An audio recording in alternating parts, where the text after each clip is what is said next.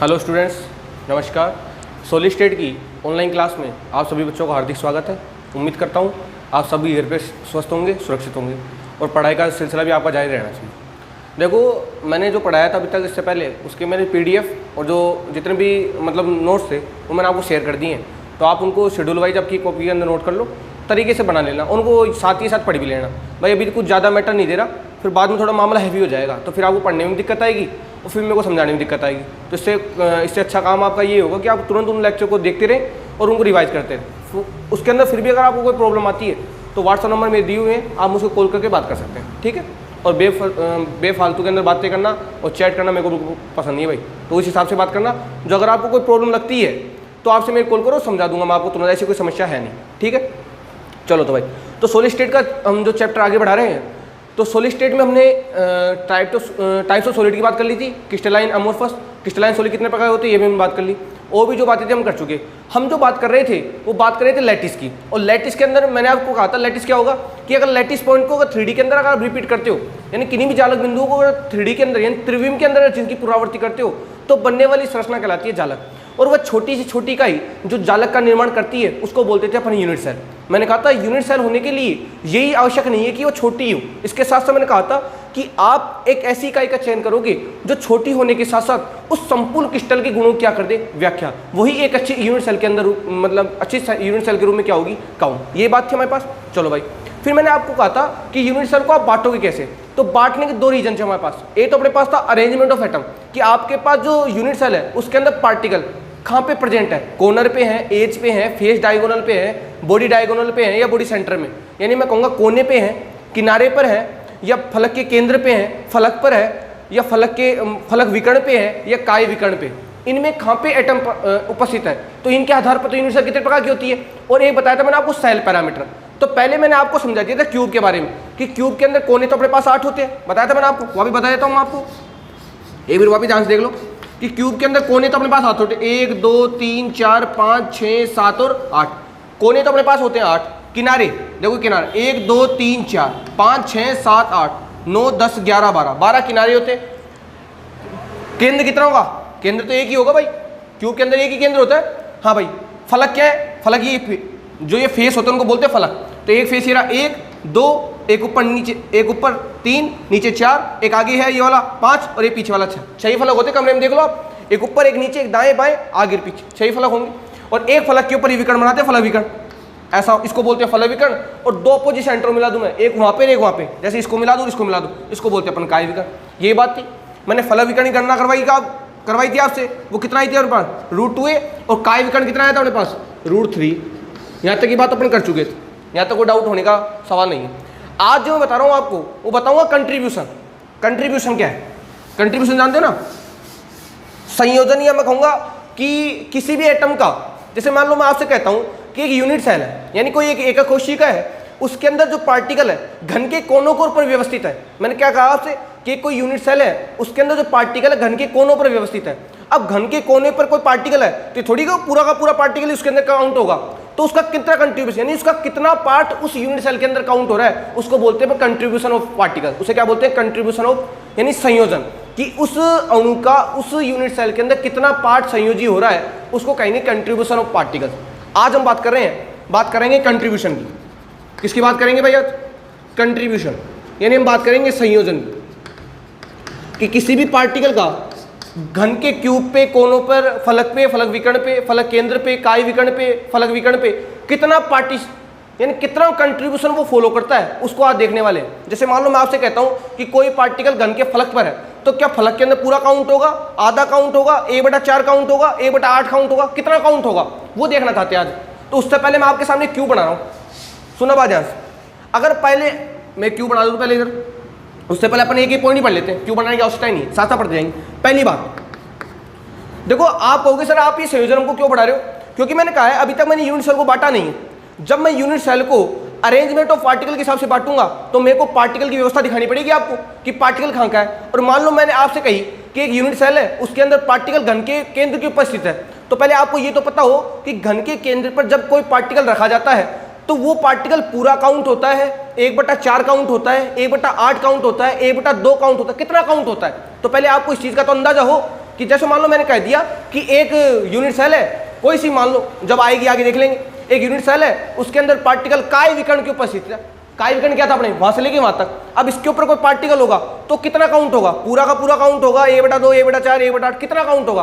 तो पहले हमको सीखना है कंट्रीब्यूशन, कि वो जो पार्टिकल आपसे दिया गया है उस पार्टिकल का उस यूनिट सेल के अंदर कितना योगदान है, यानी वो पार्टिकल उस यूनिट सेल के अंदर कितना योगदान दे रहा है, उस योगदान को हम सीखना चाहते हैं। देखो भाई, पहली बात,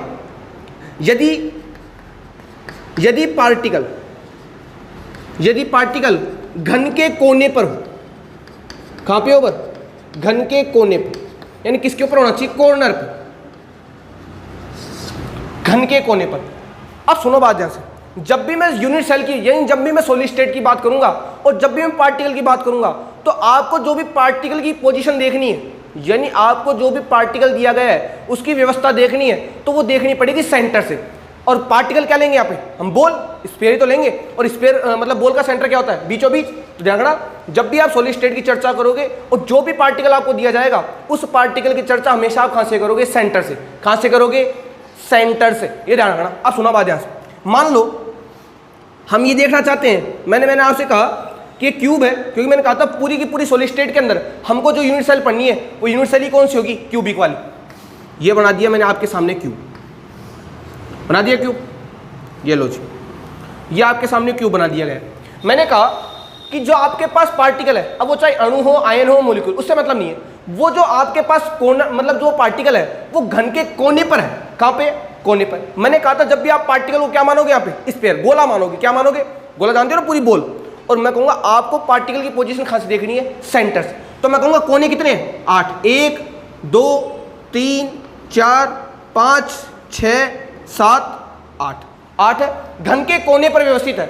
अभी तो मैं पार्टिकल की एक ही बात कर रहा हूं, क्योंकि इस पार्टिकल पर जो व्यवस्था होगी वही सारे कोने पर होगी ही नहीं होगी। जब हम देखेंगे, जब काउंट कर लेंगे, पहले मैं आपको एक पार्टिकल दिखा रहा हूं कि एक पार्टिकल जब कोने के ऊपर रखा जाएगा तो उस पार्टिकल कितना पार्ट इस यूनिट सेल के अंदर काउंट होगा, यानी वो जो पार्टिकल रख रहे हो आप कोने के ऊपर, वो पार्टिकल इस यूनिट सेल के अंदर अपना कितना योगदान देगा, उस चीज की चर्चा कर रहे हैं। तो देखो, तो मैंने रख दी यहां पे वो स्फीयर वाली बॉल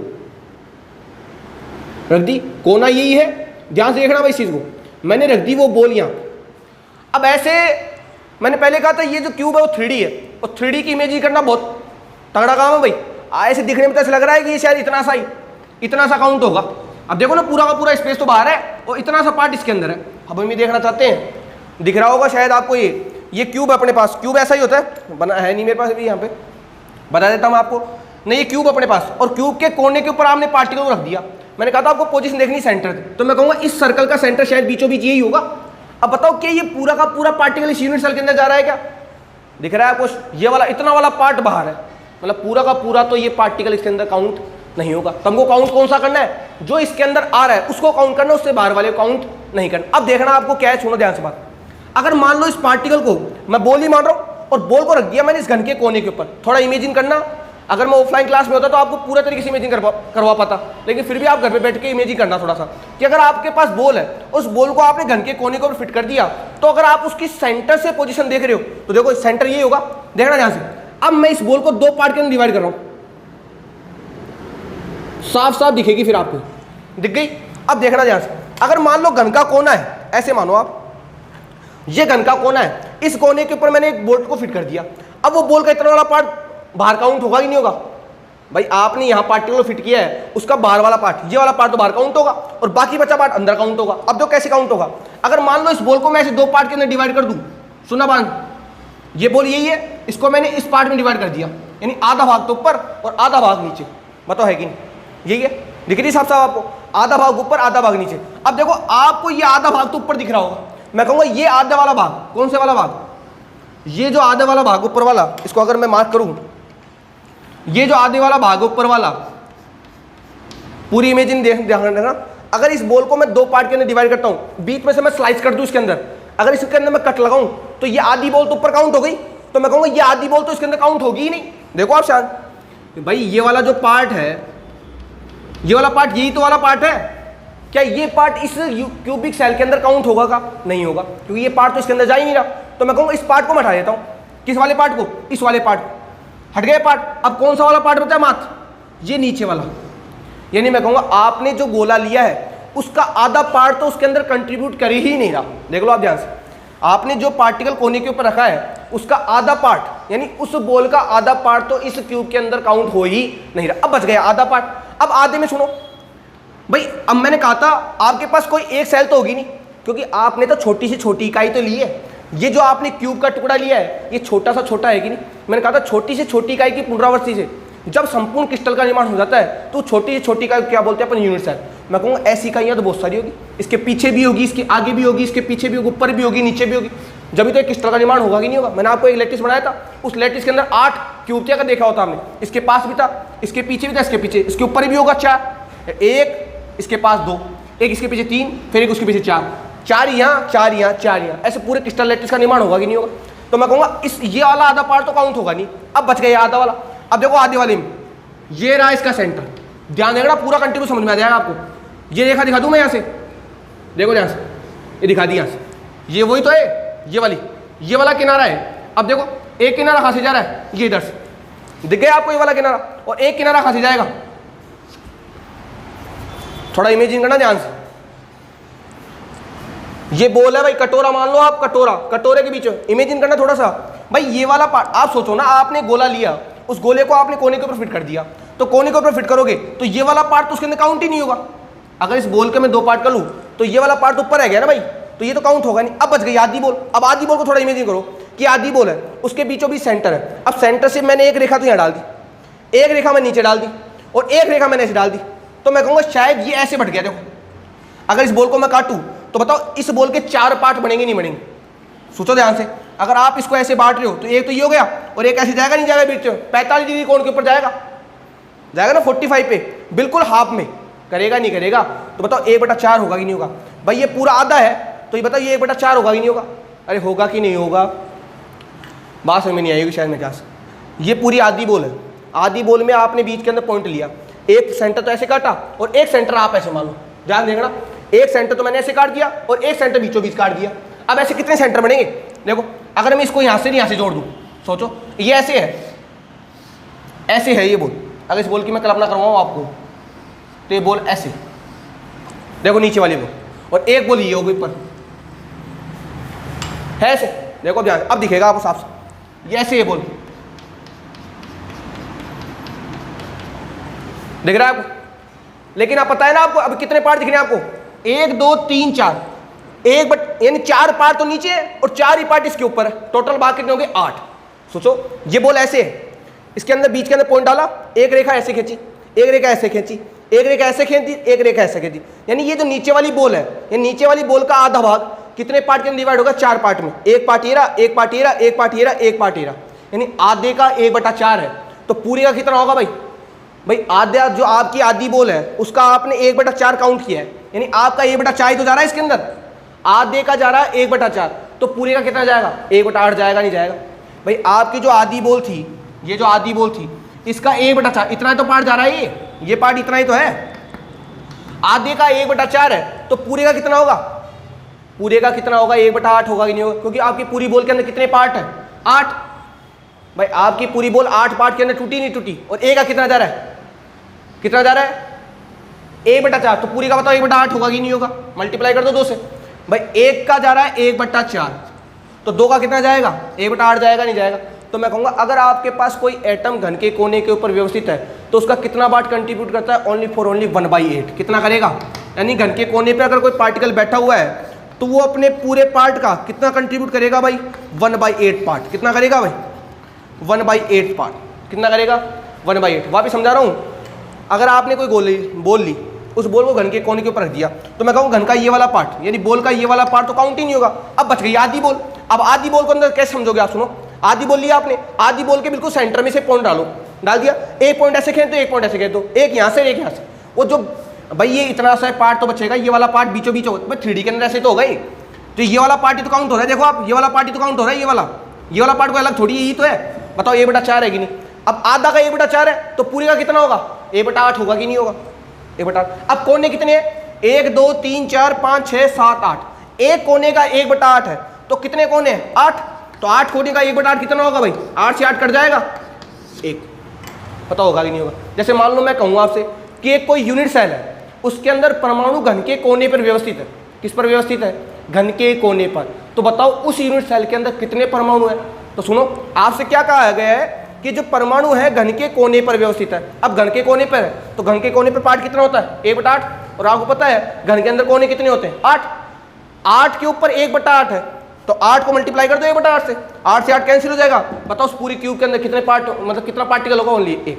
यानी इस पूरी यूनिट सेल के अंदर कितना अणु होगा? Only 4, only 1। बात समझ में आ गई होगी आपको। अगर मान लो घन के कोने पर कोई पार्टिकल व्यवस्थित होता है तो उसका कंट्रीब्यूशन कितना होता है? उसका योगदान कितना होता है? 1/8। कोने होते हैं 8 तो 8 को मल्टीप्लाई कर दो 1/8 से। बताओ अणु निकल के आएंगे नहीं आएंगे? मतलब उस पूरी यूनिट सेल के अंदर कितने अणु होंगे? 1। कब? जब पार्टिकल कहां पे होगा? घन के कोने पे। जब पार्टिकल कहां होगा? घन के कोने पे। दिख गया था? अब सुनो आगे बात। ये तो पहला पॉइंट हो गया कि जब पार्टिकल कहां पे है? घन के कोनों। अब सुनो दूसरी बात। अब मान लो मैं जो पार्टिकल रख रहा हूं कि पार्टिकल घन के फलक पर स्थित, ये बिल्कुल सिंपल। फलक को जानते हो ना? फेस, फेस पर स्थित पार्टिकल कहां रहा है भाई? घन के फलक पर। सुनो ये तो बिल्कुल सिंपल है। ये रही आपकी क्यूब,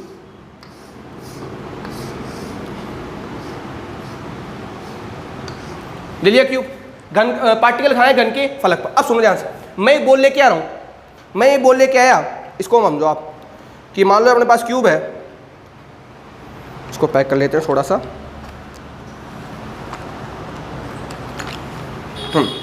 मान लो इस क्यूब मान लो आप, है तो नहीं लेकिन क्यूब मान लो, कितने फलक हो गए? देखो 1 2 3 4 5 और 6 हो गए 6 फलक। अब मान लो मैं एक बॉल लेके आ रहा हूं, इसको देखना यार, एक बॉल लेके आया, उस बॉल को मैंने फिट किया। मैंने कहा था जब भी आप पार्टिकल देखोगे तो कहां देखोगे? सेंटर से।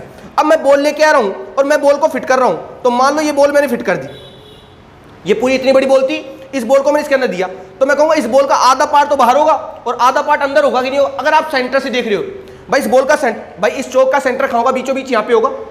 अब इस चौक को मैं इस फेस के ऊपर लेके आ रहा हूं, तो फेस के ऊपर जाएगा, तो मैंने कहा था पार्टिकल कहां रखना है आपको? सेंटर से।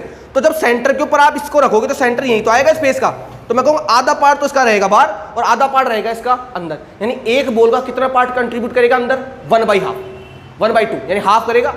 भाई आप एक बॉल लेके आ रहे हो, उस बॉल को इस फेस के ऊपर रख रहे हो, इस बॉल को अगर इस फेस के, ये फेस ही तो है, इस फेस के ऊपर रख रहे हो, तो इस फेस का आधा पार्ट ही तो कंट्रीब्यूट करेगा अंदर, आधा पार्ट दूसरी जगह जाएगा नहीं जाएगा?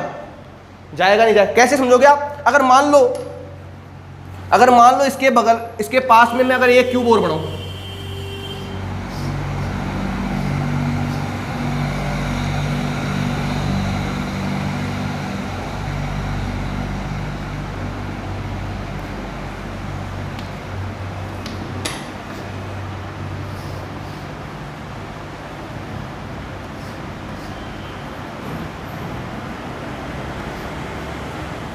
ये देखो इसके पास मैंने एक क्यूब और बनाया, अब मैंने रख दिया पार्टिकल को यहाँ पे। अब देखो पार्टिकल कहां को बना रहा है, और आपने जैसे इस बॉल को यहाँ पे फिट किया, तो ये बॉल जो है आधी तो इसके अंदर काउंट होगी ए के अंदर, और आधी किसके अंदर काउंट होगी? बी के अंदर। देखो ना आपने जो बॉल रखी है वो आधी तो इसके अंदर काउंट होगी और आधी, क्योंकि आपने जो बॉल रखी है, आपने जो ये चौक को भेजा अंदर, तो आधा तो इसके अंदर काउंट होगा, और जब मैं इस माचिस के अलावा एक माचिस और लेके आऊंगा, बताओ आधी उसके अंदर काउंट होगी नहीं होगी? तो मैं कहूँ एक बॉल का कितना पार्ट काउंट होगा? 1/2। कितना काउंट होगा? 1/2। कितना काउंट होगा इसका? 1/2। कितना काउंट होगा भाई? 1/2। अरे भैया आप जब फेस के ऊपर किसी बॉल को लिख के आओगे तो बॉल जो सेंटर से देखोगे तो आधी बॉल तो सेंटर के अंदर, मतलब फेस के अंदर आएगी, यानी एक क्यूब के अंदर, और आधी बॉल क्यूब के क्या रहेगी? बाहर। तो अंदर कितना पार्ट काम आया? 1/2। अब फलक कितने होते हैं? 1 2 3 4 5 और 6 होते हैं। एक का 1/2 है तो 6 का कितना होगा? मल्टीप्लाई कर दो 6 से, तो 3 आएगा नहीं आएगा? अगर मान लो मैं आपसे कह रहा हूं कि एक कोई यूनिट सेल है, उसके अंदर परमाणु, सुनना ध्यान से, एक कोई यूनिट सेल है, उसके अंदर परमाणु घन के फलक के ऊपर स्थित है। कहां पर स्थित है? घन के फलक पर। अब आपको पता है एक फलक के ऊपर एक बॉल का, मतलब एक एटम का कितना पार्ट काम आता है? 1/2। तो आपको पता है घन के तो फलक कितने होते हैं? 6। तो 6 को मल्टीप्लाई करो 1/2 से, तो बताओ उस पूरी यूनिट सेल के अंदर कितने अणु होंगे भाई? बताओ 3 अणु होंगे ही नहीं होंगे? क्योंकि एक अणु का 1/2 जाता है, तो 6 अणु का कितना जाएगा भाई? 3 जाएगा नहीं जाएगा? 6 का अपने आप ही आधा हो जाएगा, 3 हो जाएगा। बात समझ में आ गई हो आप? तो ये कब होगा? जब घन के फलक पर, कोने पर होता है तो 1/8, फलक पर ऊपर होता है तो 1/2। अब फलक पर होगा तो कितना आएगा? 1/2। तीसरी बात, जब परमाणु कहां पर हो? जब परमाणु घन के केंद्र पर हो, सेंटर पर। ये तो बिल्कुल ही सिंपल है। जब परमाणु घन के केंद्र पर होगा, यानी सेंटर पर जब होगा, सोचो आप, ये अपने पास क्यूब है जिसके अंदर बैठे हुए कमरे के अंदर, अगर परमाणु घन के केंद्र पे स्थित है यहाँ पे, तो पूरी की पूरी बॉल क्यूब के अंदर काउंट होगी, बाहर काउंट होगी। सोचो अगर ये आपके पास एक क्यूब है जिस कमरे के अंदर बैठे हुए हो और उसके अंदर मैं बीचों बीच एक बॉल रख रहा हूँ, तो बॉल उसी कमरे के अंदर तो काउंट होगी, ये थोड़ी कि पास वाले कमरे के अंदर भी काउंट हो जाएगी। तो बताओ पूरे की पूरी बॉल काउंट होगी ही नहीं होगी। मैं कहूँगा पूरे का पूरा पार्ट, यानी पूरा क्या काउंट होगा, यहाँ पे घन के केंद्र पे तो एटम पूरा 1 काउंट होगा। कितना काउंट होगा? पूरा 1 पार्ट। उसका पूरा कितना पार्ट काउंट होगा? 1। जैसे मान लो मैं कह रहा हूँ कि एक यूनिट सेल है, उसके अंदर परमाणु घन के केंद्र पे स्थित है, तो उसके अंदर बताओ एटम कितने होंगे? तो अगर परमाणु 1 है और घन के केंद्र पे स्थित है, बताओ पूरा का पूरा परमाणु उस केंद्र के अंदर काउंट होगा कि नहीं होगा? अगर काउंट होगा तो बताओ उसके अंदर एटम कितना आएगा? 1 आएगा, नहीं आएगा? बात समझ में आ गई? अगर कोने पर होगा तो 1/8 पार्ट, फलक पर होगा तो 1/2, घन के केंद्र पर होगा तो 1 भाग पूरा। सोचो ना, आप अंदाजा लगा लो, जिस कमरे के अंदर बैठे हुए हो अगर उसके बीचों बीच एक बॉल रख दी जाए, सोचो ध्यान से, जिस कमरे के अंदर आप बैठे हुए हो उसके बीचों बीच एक बॉल रख दी जाए, तो पूरी पूरी बॉल आपके कमरे के अंदर काउंट होगी, आपके पड़ोसी वाले कमरे के अंदर काउंट होगी, आपके कमरे के अंदर ही काउंट होगी, तो पूरा भाग मान लिए। अब सोचो अगर उसी बॉल को मैं आपकी दीवार के अंदर लगाऊं, अगर उसी बॉल को मैं आपकी दीवार के अंदर, अब कोई ये नहीं कि सर दीवार के अंदर यहाँ चिपका दूंगा तो पूरी काउंट हो जाएगी, ऐसा नहीं। मैंने कहा था जब भी आप पोजीशन देखोगे सेंटर से देखोगे, तो उस बॉल के सेंटर से फलक पे लगाओ आप दीवार के ऊपर, तो मैं कहूँगा आधी बॉल तो दीवार के आगे आएगी और आधी बॉल दीवार के पीछे, तो जो दूसरा कोई कमरा होगा उसके अंदर काउंट होगी नहीं होगी? बताओ 1/2 आएगा, नहीं आएगा? और जब कोने के ऊपर आप रखोगे तो कोने को बताया था मैं तरीका देखने का, देखो आप ध्यान से, अगर आप उस रेखा को देखते हो ध्यान से, तो देखो आप अगर उस सर्किल को मिलाते हो, अगर आप कोने के कमरे के अंदर बैठे हुए हो तो देखना ध्यान से, इमेजिन करना, अगर आपने घन के कोने के ऊपर कोई बॉल रखी है तो उसका वो वाला बाहर तो बाहर हो गया, और देखो सामने दिख रहा है आपको एक, तो ये वाला पार्ट ऐसा दिख रहा है, आप कोने घर के कोने के ऊपर आपको ऐसे दिखेगा एक चंदा सा बना हुआ, तो 1/4 ही तो है, तो आधे का 1/4 तो पूरे का 1/8 होगा कि नहीं होगा? तो परमाणु जब घन के कोने पर व्यवस्थित होता है तो 1/8, फलक पर व्यवस्थित होता है तो 1/2, और घन के केंद्र में व्यवस्थित होता है तो कितना पार्ट काम आता है उसका? 1। कितना काम आता है भाई? 1। आज के लिए इतना ही, बाकी का जो थोड़ा सा पोर्शन हो बच गया वो नेक्स्ट लेक्चर। जब तक के लिए सेफ रहिए, सुरक्षित, धन्यवाद।